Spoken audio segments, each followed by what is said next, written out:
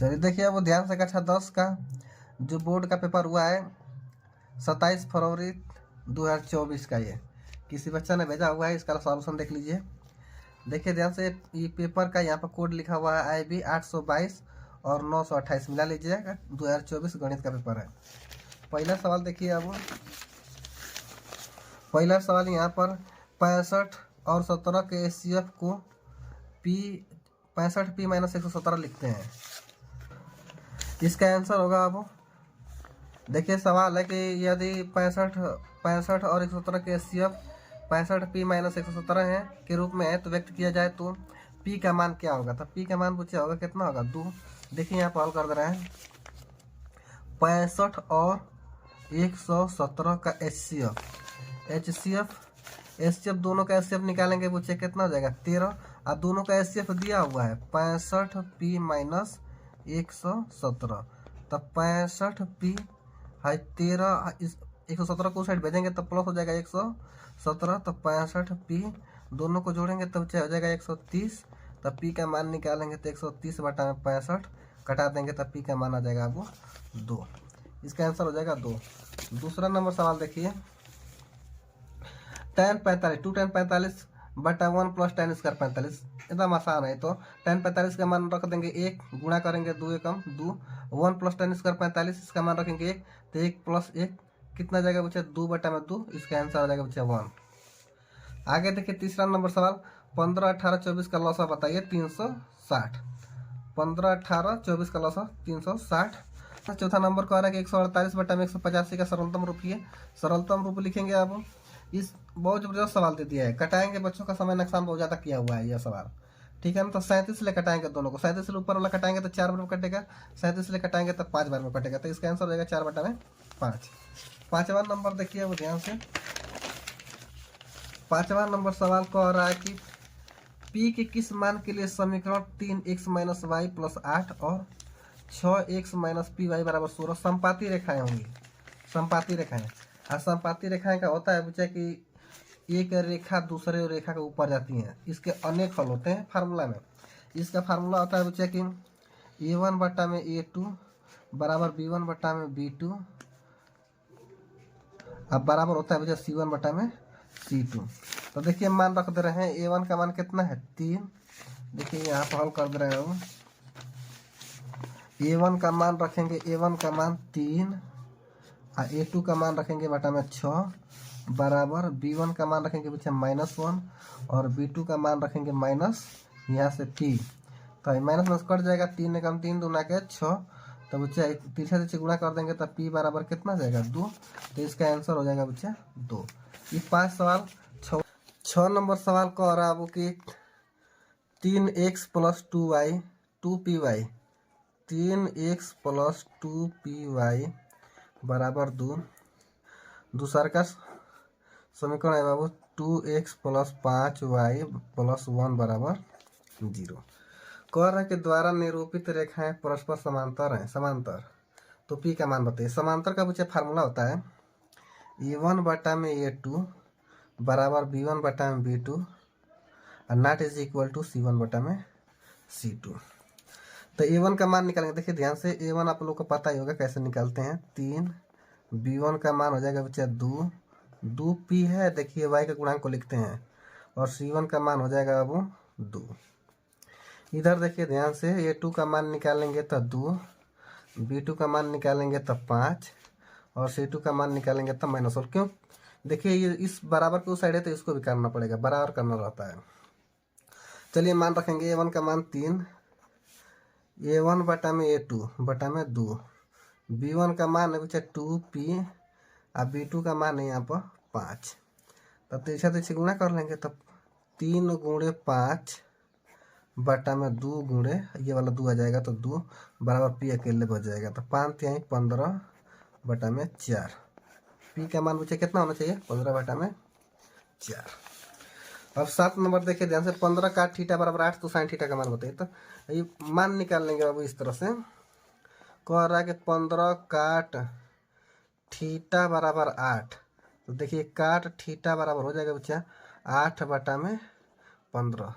तो फार्मूला ये किसका फार्मूला है, इस लिख लेंगे LAL बटा में के ए।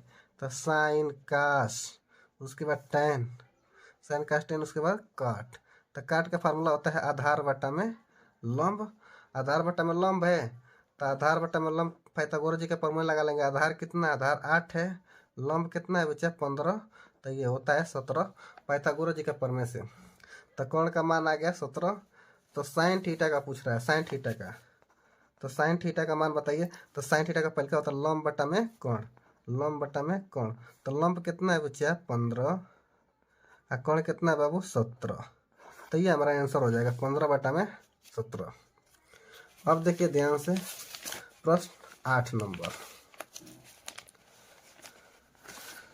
8 नंबर कह रहा है कि त्रिभुज ए बी सी तथा एक्स वाई जेड दो समरूप हैं तथा कोण ए बराबर 75 डिग्री, ए वाई बराबर कह रहा है कि 57 हो, तो सी का मान बताइए। तो 48 डिग्री, ठीक है ना। हल कर लेंगे, ए बी सी के मान रख के समरूप लगाना है, समरूप, ठीक है ना। दोनों का निकाल के तीसरा का वाला ऑटोमेटिक निकल जाएगा, 100 में से घटा लेंगे। देखिए 8 नंबर 9 नंबर कह रहा है कि बिंदु यम की मूल, ध्यान से देखिए बच्चा 9 नंबर सवाल। तो 9 नंबर कह रहा है कि यम का मान दिया हुआ है -3 का मान 4।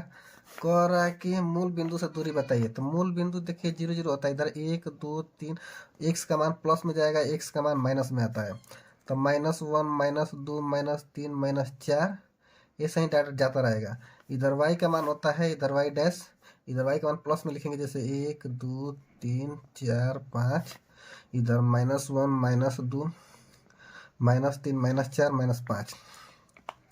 कह रहा है बच्चे कि -3, तो -3 देखिए कहाँ पर है, यहाँ पर है। कह रहा है दिया है कि -3, ये x का मान होता है, y का मान होता है। तो x का मान -3 और y का मान 4, तो 4 ये इस बिंदु पर ये आ रहा है। कह रहा है -3 का मान 4। आप लोगों को पता होगा कक्षा 9 में से पढ़ाया गया, 10 में पढ़ाया गया। कह रहा है कि मूल बिंदु से इसका दूरी बताइए, ये वाला, माने ये वाला दूरी बताइए। तो ध्यान समझिए, ऐसे बन गया। तो यहाँ से दूरी कितना है 3, और ये वाला दूरी कितना है, यहाँ पर 4 है। तो 4, आधार कितना है 3, लंब कितना है बच्चा 4। तो कोण का मान कितना आ जाएगा 5। आप लोग पढ़े हैं पाइथागोरस जी का ट्रिक से। तो इसका मान कितना आ जाएगा 5। इस तरह से भी लग जाएगा, और नहीं तो ध्यान समझिए, कह रहा है कि ये 0 0 से ये वाला और इसके बीच की दूरी, कह रहा है कि -3 का मान 4 के बीच की दूरी बताइए। तब दूरी फार्मूला से भी लग जाएगा। दो बिंदु के बीच की दूरी का फार्मूला होता है वो x2 - x1 का स्क्वायर और प्लस y2 - y1 का स्क्वायर, इससे भी लग जाएगा। देखिए है x1 y1 है बच्चे x2 y2। देखिए मान रख दे रहे हैं x2 का मान -3 और -x1 का मान 0। x1 का मान देखिए 0 का स्क्वायर करेंगे, प्लस y2 का मान 4 माइनस y1 का मान 0 का स्क्वायर करेंगे। तो ध्यान से देखिए है कि हल करेंगे, 3 में से 0 जाएगा कुछ नहीं, -3 और 3 का स्क्वायर करेंगे तो 9, प्लस उस 4 में से 0 जाएगा कुछ नहीं जाएगा, 4 का स्क्वायर करेंगे तो 16, और दोनों को जोड़ेंगे तो बच्चे 25, बाहर निकालेंगे तो 5। तो इसका बच्चे आंसर आ जाएगा कितना 5 नंबर। सवाल 10 नंबर कह रहा है कि -2 का मान 6 -2 का मान 6 और -2 का मान 10 को मिलाने वाली रेखाखंड के मध्य बिंदु का निर्देशांक, मध्य बिंदु का निर्देशांक का फार्मूला होता है बच्चा है x1 y1 x2 y2।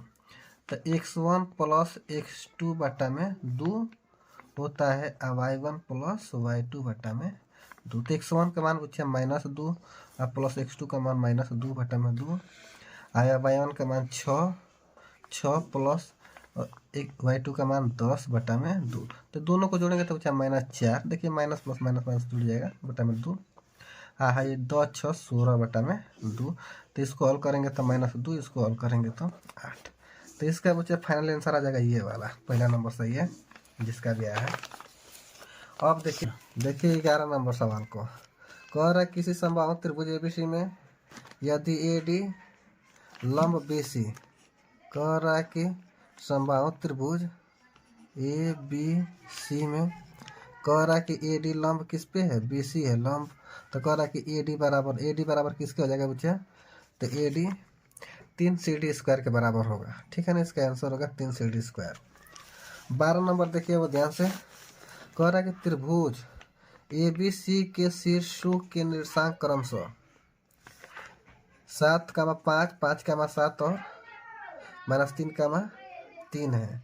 यदि BC का मध्य बिंदु D है तो AD की माप होगी, AD की माप होगी बच्चे 6। ठीक है ना, तो टाइम लगेगा लगाने में इसको। यहाँ बताएं तीनों का मान रख के और बीचों में बाबू रख लेंगे D का मान, इन दोनों का मध्य बिंदु है। तो फार्मूला होता है x1 + x2 बटा में 2 प्लस y1 + y2 बटा में 2, इन दोनों को। तो इसका मान आ जाएगा। अब फिर इन दोनों के बीच की दूरी के बच्चे फार्मूला लगा के x2 - x1 का स्क्वायर √ प्लस y2 - y1 का स्क्वायर प्लस करके हल करेंगे तो अब कितना आ जाएगा 6। देखिए 13 नंबर सवाल कह रहा है कि सेक थीटा बराबर 2, तो थीटा का मान बताए। थीटा का मान मुझे 60 होता है, केवल जिसको मान याद होगा तुरंत कर लेगा फटाक से ना। और 13 हो गया बच्चे। 14 देखिए 14, तो कोसेक स्क्वायर थीटा माइनस काट स्क्वायर थीटा ब्रैकेट में है 1 - cos स्क्वायर थीटा, इसका मान होता है बच्चे साइन स्क्वायर थीटा। ठीक है ना, इसका मान होता है 1, तो इसका आंसर आ जाएगा बच्चे कितना, साइन स्क्वायर थीटा। केवल फार्मूला से दे दिया है। ठीक है ना, मान रखेंगे आंसर आ जाएगा तुरंत। अब देखिए 15 नंबर सवाल कह रहा हूँ कि एक लंबवृत्तीय बेलन का आधार का क्षेत्रफल 9 पाई है, तो उसके आधार की त्रिज्या बताइए। आधार की त्रिज्या, तो लंबवृत्तीय बेलन है बाबू, लंबवृत्तीय बेलन है। देखिए बेलन बनाएंगे ऐसे, लंबवृत्तीय बेलन। कह रहा कि आधार का क्षेत्रफल, आधार का क्षेत्रफल मतलब कि ये वृत्त का क्षेत्रफल है। तो वृत्त का क्षेत्रफल होता है बच्चे क्या, πr² दिया हुआ है 9 पाई, तो पाई से पाई काट देंगे तो r² बराबर 9, तो r का मान कितना आ जाएगा 3 आ जाएगा बच्चा। तो आंसर क्या होगा 3 होगा। 16 नंबर देखिए, 4 सेंटीमीटर त्रिज्या वाले वृत्त के अंतर्गत खींचे जा सकने वाले वर्ग का क्षेत्रफल। बहुत जबरदस्त सवाल था ये वाला बच्चों को फंसाया होगा बहुत। ध्यान से देखिए, इस तरह से कह रहा है कि एक वृत्त है 4 सेंटीमीटर त्रिज्या का, कह रहा है कि वृत्त है और इसके अंदर मुझे क्या खींच दिया है, वर्ग खींचा हुआ है, वर्ग। कह रहा है कि इस वर्ग का क्षेत्रफल बताइए। तो ध्यान से देखिए, वो त्रिज्या त्रिज्या त्रिज्या बराबर रहेगी 4 है त्रिज्या, इधर भी कितना होगा 4 होगा। यहाँ बाबू ना 2 वर्ग जब वर्ग बनाएगा ना तो इनके बीच का कोण 90 डिग्री का होता है, 90 अंश का होता है। तो ध्यान से देखिए 4 गो त्रिभुज बन रहा है, इस त्रिभुज का क्षेत्रफल बताना है। एक का त्रिभुज का क्षेत्रफल निकाल लेंगे, 1 2 3 4, 4 गुणा कर देंगे तो ये वर्ग का क्षेत्रफल निकल जाएगा। तो ध्यान से देखिए, इसको हल कर दे रहे हैं, ध्यान समझिए।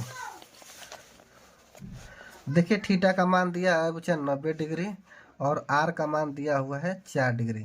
जब त्रिज्यखंड वाला फार्मूला होता है ना बच्चा, ये त्रिज्यखंड है, ध्यान से समझिए, आप लोग पता होगा कक्षा 10 में त्रिज्यखंड का फार्मूला होता है। त्रिभुज का जब निकालते हैं तो होता है 1/2 r² sine theta, 1/2 r² sine theta, 1/2 r का मान कितना है बच्चा 4 का स्क्वायर और साइन थीटा का मान कितना है बच्चा 90 डिग्री। तो 1/2 है 4 का स्क्वायर, 4 गुणे 4 और साइन 90 का मान होता है बच्चा 1। तो इसको हल करेंगे तो 1 में देखिए कटा देंगे, 2 1 2, 2 दूना के 4, तो 4 दूना के 8। देखिए इसका मान आ गया 8, तो 4 गुना है 1 2 3 4, तो 4 का गुणा कर देंगे तो बच्चा कितना आ जाएगा 32। तो अब इसका फाइनल आंसर आता है बच्चा 32 सेंटीमीटर स्क्वायर। अब 17 नंबर देखिए, 17 नंबर ध्यान से, 17 नंबर कह रहा है बच्चा कि इसका हमको माध्य बताइए, माध्य। तो माध्य का फार्मूला होता है बच्चा सिग्मा fx बटा में सिग्मा f। तो देखिए इसको हल कर दे रहे हैं, 6.6 होगा लेकिन इसको लगा दे रहे हैं, कैसे लगेगा यार, थोड़ा सा टाइम तो लगेगा। देखिए ध्यान से, 3 से दिया है बाबू 5, 3 से 5 और 5 से 7, 7 से 9 और 9 से 11 और यफ का मान दिया है बाबू, यफ का मान दिया है 4 2 1 3। ठीक, तो बाबू वर्ग अंतराल दिया हुआ है, वर्ग अंतराल। x का मान पहले निकालेंगे, x का मान का फार्मूला होता है वो दोनों को जोड़ के 2 से भाग करते हैं। जैसे 5 3 8, 2 के भाग करेंगे बच्चे 4, 7 5 12, 2 से भाग करेंगे तो 6 9 7 16, 2 से भाग करेंगे तो 8, 11 9 20 10। उसके बाद बच्चा निकालते हैं यफ और एक्स। तो यफ एक्स देखिए, यफ वाला है एक्स वाला, दोनों को गुणा करेंगे, 4 चौके 16 को 6, 6 दूना के 12, 8 एकम 8, 10 तियाँ 30। उसके बाद हमको यही चाहिए अब किसी भी कीमत पर। देखिए जिसके जैसे ही सिग्मा लगाएंगे ना, यफ यक्स, सिग्मा का मतलब होता है जोड़, बस इसको तुरंत जोड़ देंगे तो कितना जगह बचा 66। हाई यफ सिग्मा यफ चाहिए, सिग्मा यफ, तो यफ वाला के जोड़ेंगे तो क्या बन जाएगा सिग्मा यफ, इसको जोड़ेंगे तो कितना जाएगा 10, यहाँ पर मान रख लेंगे। देखिए सिग्मा एफ एक्स का मान कितना आ गया 66, और सिग्मा एफ का मान कितना है बचा 10, एक अंक पर दशमलव लगा देंगे 6.6, इसका आंसर हो जाएगा वो। अब आगे देखिए 18, कह रहा है कि एक पास से कोई एक बार फेंका जाता है तो अभाज्य संख्या आने की प्रायिकता बताइए। अभाज्य संख्या, तो अभाज्य संख्या बच्चा, अभाज्य संख्या देखिए एक पासा में 6 होता है, 1 2 3 4 5 6 होता है, लेकिन अभाज्य संख्या गिनेंगे, अभाज्य संख्या क्या है, अभाज्य संख्या 2 है 3 है और कितना है बच्चा 5 है। अभाज्य संख्या एक नहीं है, एक अभाज्य संख्या उसे कहते हैं जो अपने से कटता है, केवल अपने से कटता है उसे अभाज्य संख्या कहते हैं। तो उसको कर, लेकिन एक देखिए अपने से कटेगा, लेकिन इसका एक और रूल है अभाज्य संख्या का, उसका फैक्टर 2 होना चाहिए। फैक्टर मतलब 2, जैसे कि 2 बच्चे 2 से भी कट जाएगा, 1 से भी कट जाएगा, लेकिन एक के पास क्या है, एक ही से ना कटेगा, अकेले फैक्टर है। 3 को देखिए 3 से भी कट जाएगा, 1 से भी कट जाएगा। ऐसी संख्याएं जिसमें 2 संख्याओं का भाग जाता हो, माने डिवाइड चला जाता है, उसे क्या कहते हैं अभाज्य संख्या कहते हैं। तो अभाज्य संख्या की संख्या कितनी हो गई 3, तो लिखेंगे अभाज्य संख्या, अभाज्य संख्या 3 गो है, और कुल कितना है, कुल परिणाम कितना है बच्चा 6। तो इसका प्रायिकता निकाल लेंगे बच्चा, तो जो संख्या आती है अभाज्य संख्या 3 और बटा में कुल परिणाम, तो 3 एकम 3, 3 दूना के 6, तो इसका आंसर आ जाएगा बच्चा 1/2, तो इसका 1/2।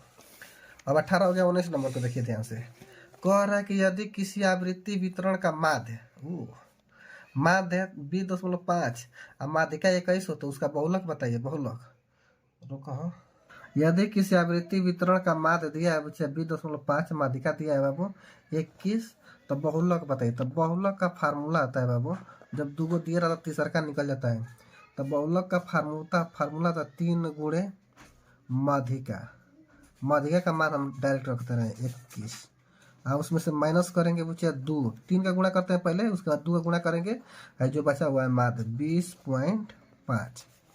तो देखिए ध्यान से, भाई 21 का गुणा करेंगे तो 63, और माइनस इसका गुणा करेंगे तो 20 दूना के 40 से 41, घटा देंगे बच्चा 2 और 2, कितना आएगा वो इसका 22, इसका 22 देखिए आया भी है 22 आंसर। और 20 और लास्ट सवाल है बच्चा, कह रहा है कि निम्नलिखित में से कौन सी किसी घटना की प्रायिकता नहीं हो सकती है। बहुत जबरदस्त है बच्चे, कितना होगा बच्चा ए नंबर। क्यों हो रहा है, क्योंकि ध्यान से देखिए जो घटना घटी हुई है ना, उसको ऊपर बड़ा संख्या नहीं हो सकता है, बड़ा संख्या हमेशा नीचे होना चाहिए, तो वो प्रायिकता का नियम है। बड़ा संख्या पहले ऊपर कर दिया है, इसलिए आंसर नहीं होगा, ठीक है ना।